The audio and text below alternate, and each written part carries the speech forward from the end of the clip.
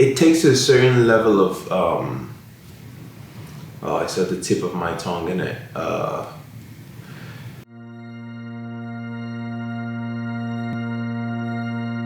How to keep the man that you really want. Now we're going to go over a few things that you could do to keep the man that you want. When there's a high demand, it means that you have to be better than everybody else in the market in order to actually have a better chance at getting what you want. So I'm going to give you some points, just a few things to give you an edge. What do you do when you find the guy? You find this guy that you like. How do you take that next step to becoming the girl of his dreams, to becoming the girl that he wants to settle down with, the girl that he wants to commit himself to? You want to have an edge over the competition. And these are a few ways to have an edge. Number one, always be nice. Now I know this sounds simple and it sounds normal. A lot of people are not this very simple thing that you think about it, you're like, okay, how hard could it possibly be to be nice? And you have to become a genuine nice person, because this guy that you're trying to be with can tell whether you're a nice person or not. He's gonna see your actions, and your actions are going to be what he judges you on. And if you're not nice, then he's definitely not going to want to put a ring on it or give you that long-term relationship. All right, number two, show him that you're compatible. You have to be compatible with the guy emotionally. You have to be compatible with the guy socially, and you have to be compatible with the guy physically, not sexually as well. So first of all, we start from emotional compatibility. How do you become compatible with the guy emotionally? Obviously, some of these things are out of your control, but some of them are also in your control, because the difference between you and a guy's friends, especially his female friends, is your emotional compatibility with him. So you have to put an effort into going the extra mile to show him and to tell him that there's something different about you, that you care about him, you care about how he's doing, you care about how his day's going, you care about all these little things.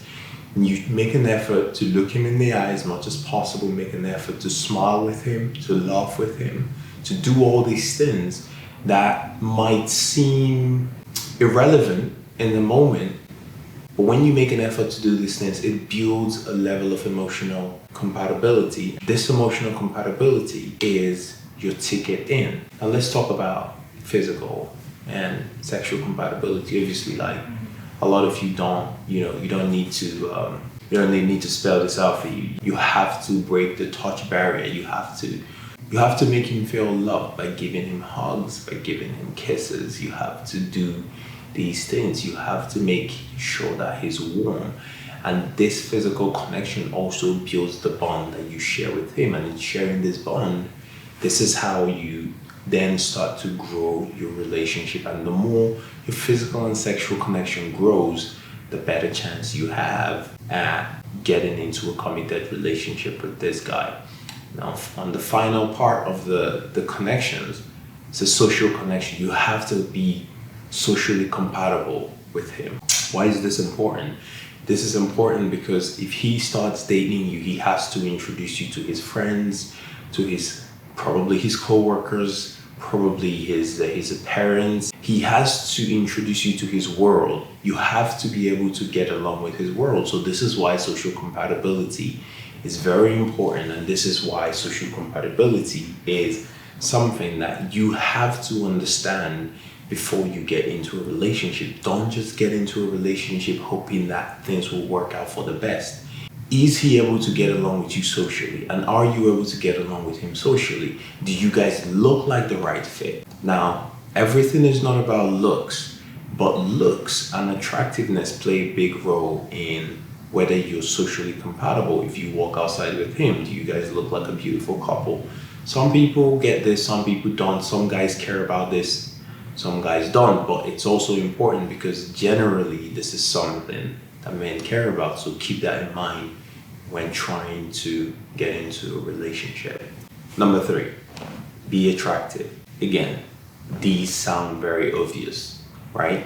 When I say be attractive, I'm not talking about the things that you can't control. Obviously, we all have our unique looks. We all look like what we look like. We can't change that. Always show him your best self. And I don't mean by putting makeup and long lashes and all that. Always show him your best self. Try to be healthier by working out, by taking care of yourself. Always take showers. Always make sure you look clean and fresh. This will help give you an aura of confidence, and this aura of confidence is what then extends into everything else. Now whenever he looks at you, he can just feel the confidence because you smell good, you look good. He's just effortlessly attracted to you. Keep this in mind when trying to get into a relationship with the guy that you want. And again, these are the things in our control. This is not the things that are out of our control. All right, so this is very important because you don't want to have bad breath around him. You don't want to try and kiss him in the morning before you brush your teeth. I mean, that will come at some point down the line, but it's advisable not to do it because it's just, let's be honest, it's disgusting. But anyway, I digress. Two of the last points that I'm going to make, which one of them is relating to the first point that I made about being nice, is be kind and compassionate, right? Being kind and compassionate is very, very important in this procedure because, like I said at the beginning of the video, he's going to look at you to see how you treat other people. How do you treat your family and friends? What kind of relationship do you have with your dad? What kind of relationship do you have with your mom? What kind of relationship do you have with your siblings? These things are very important. How do you treat the waiter or the waitress when you go out to eat? These things show whether you're a relationship type of girl or something else. And finally, know how to have fun. Having fun can be anything you spend time doing together with him. If you meet this guy and he loves fishing, whatever his interest is, you don't have to pretend to love his interest, but showing an interest in his interests shows him that you care about him. Making an effort to be interested in what he's interested in goes a long way to tell him that you're interested in him as a person. Try to have fun when you're around him. Try to let loose and have fun doing those things that he loves to do. I remember one time I went paintballing with this girl that I really liked. And it was one of the best experiences that I've had. It was great just seeing her there, dirtying herself up and being in the mud just because I wanted to experience paintballing. And it's great when you see something like that. And I'm sure every guy would tell you that they love it when a girl shows a certain interest in what they like. Thanks for watching. If you like what you saw, all the links are going to be below. Like and subscribe. I'll see you in the next episode.